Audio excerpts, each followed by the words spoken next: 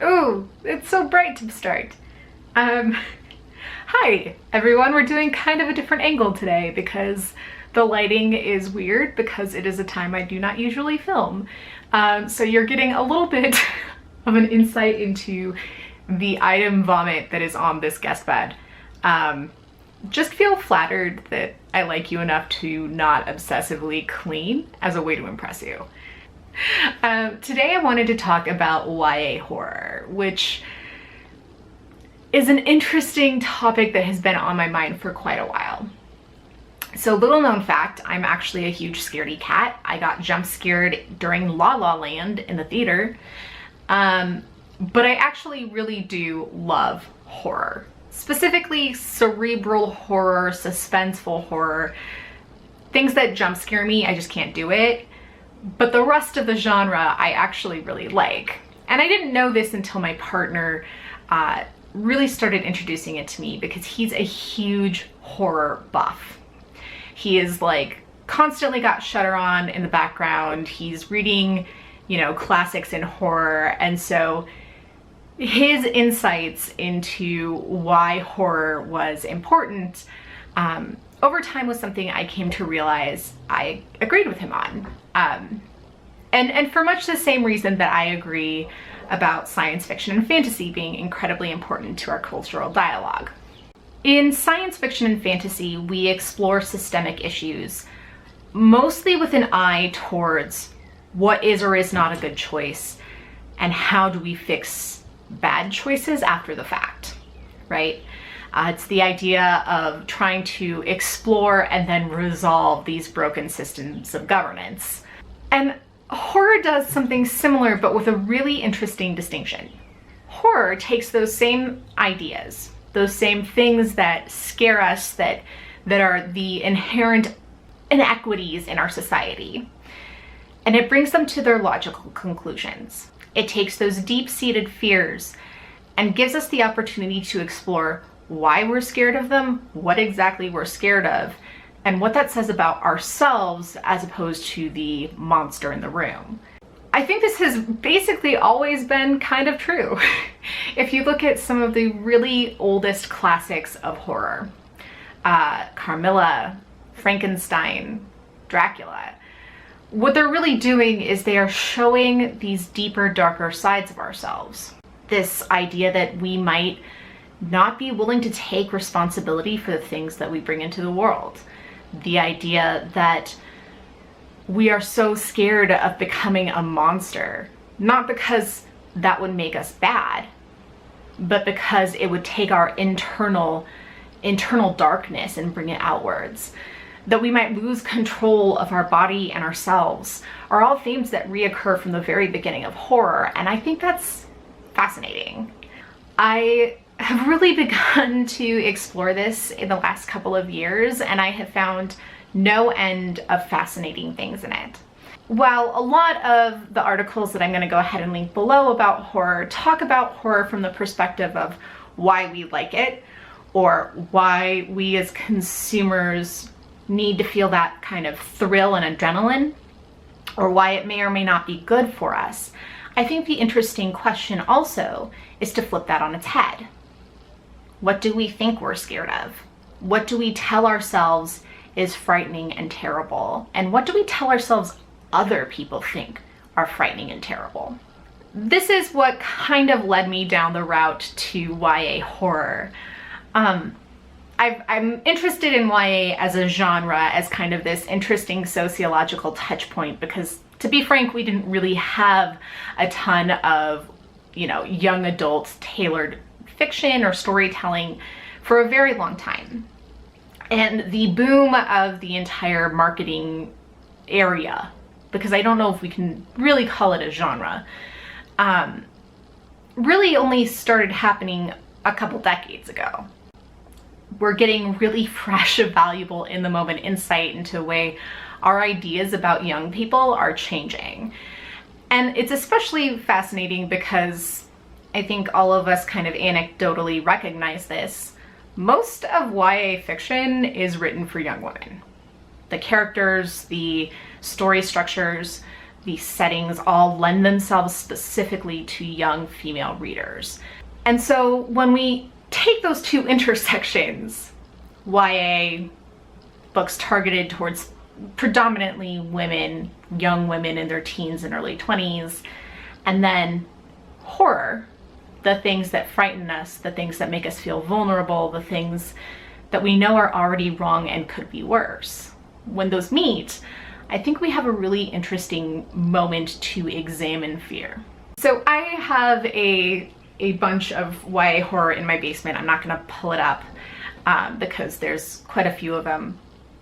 And of course, I have watched a lot of movies targeted towards young women. Movies like American Mary or Ginger Snaps, Repo the Genetic Opera, all of these, you know, horror and cult classic are two things that I like and that go hand in hand. So I watch a not small amount. And it's interesting because the more you watch it, the more you notice a couple of different things. Because if you look at the distinction, and this is a broad generalization, it is not meant to be by any means a rule, just a broad generalization. So the first big theme that I noticed throughout YA horror, but specifically in the horror that is targeted for young girls, is this idea of your body no longer being your own.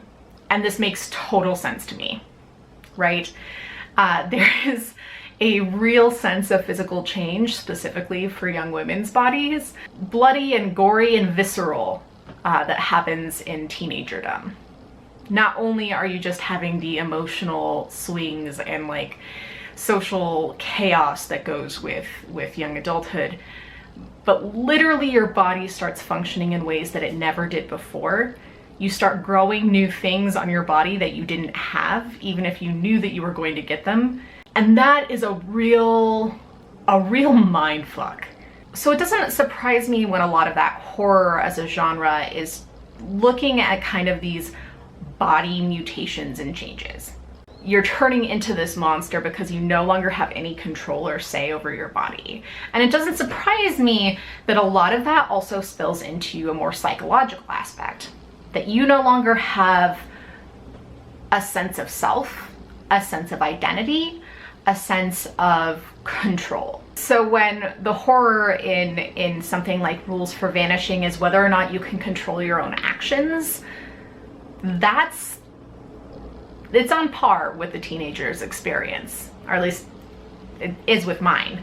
The other thing that I think is really interesting is, and those two kind of subject matters to me make sense and is really indicative of, I think, just a really human problem, right? It is that fundamental question of human nature. Are you different than your body?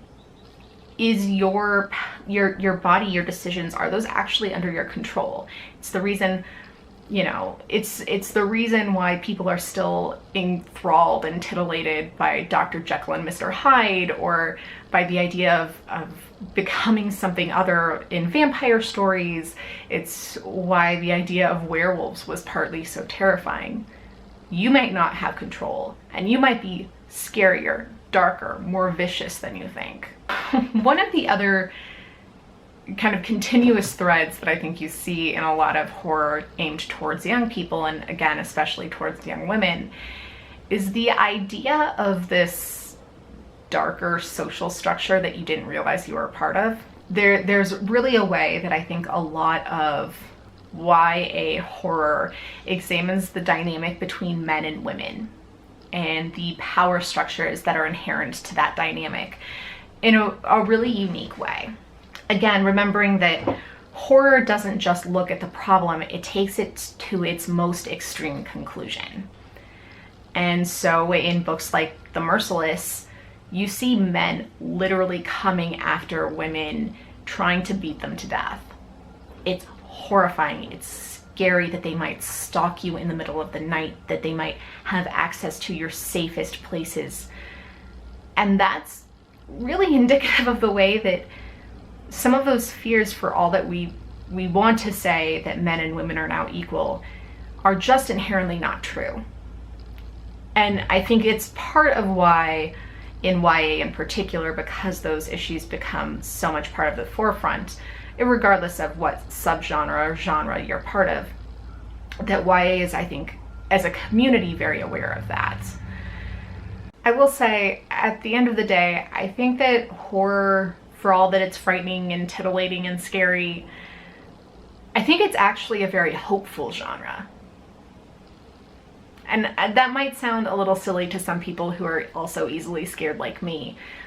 But if you look at most horror fiction, there is a bad guy, whether it is a stand-in for power structures, or it is a stand-in for loss of control of yourself, or it's a stand-in for the dangers that are just fundamentally outside of our control.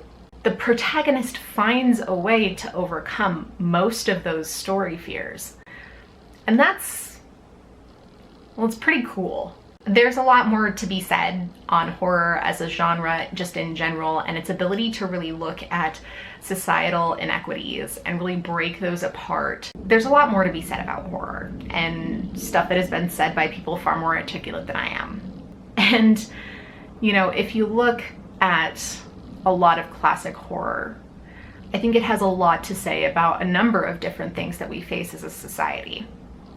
You know, the idea that we don't live in a compassionate society a la Frankenstein, or that, you know, that there is a real serious difference between black and white America a la Candyman, or even in a movie like Halloween, where maybe the monster's actually in your own family, in your own home, and that your move from inner city to suburban America won't actually save you.